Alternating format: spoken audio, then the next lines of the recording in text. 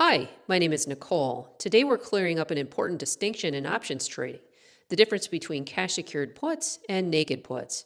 I've noticed these terms are often used interchangeably. In fact, I'm guilty of doing it myself in previous videos. But there are crucial differences you need to understand, especially if you're new to options trading. Let's start with a quick refresher.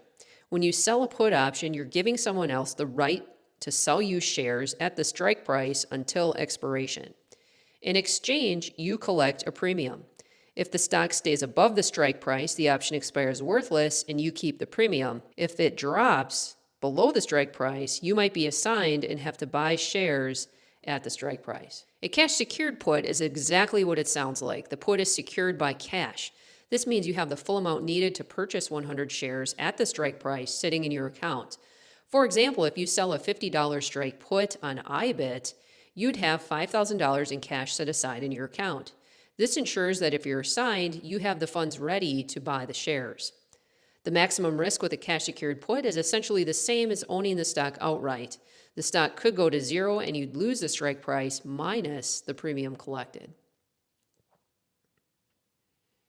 A naked put, on the other hand, is when you sell a put option without having the full cash amount set aside. Instead, you're using margin or have no intention of taking assignment. Using our previous example, instead of having $5,000 set aside, your broker might only require a margin of 20% or $1,000, and this would allow you to use the other $4,000 for other trades. The term naked refers to the fact that the position isn't necessarily fully covered by cash. Let's talk about some key differences between cash secured and naked puts. First, capital efficiency. Naked puts require less capital up front, potentially allowing for higher returns on capital. Next, risk profile. Cash secured puts have a clearly defined maximum risk. Naked puts technically have the same maximum loss, but using margin means that you could face margin calls or be forced out of positions at inopportune times. Next, account requirements. Many brokers require higher options approval levels for naked puts as they're considered more advanced strategies. Next, margin interest. Using margin for naked puts may include paying margin interest on the borrowed funds. And finally, assignment handling. With cash secured puts, assignment is straightforward. You simply buy the shares. With naked puts, assignment might force you to come up with additional funds or sell other positions. This is a screenshot of current margin rates at Charles Schwab. I put this up to give you a sense of what interest rates are on margin loans. As you can see here, the current base rate is 10.75%, and this changes as your debit balance changes. So as you can see here, margin rates are definitely high.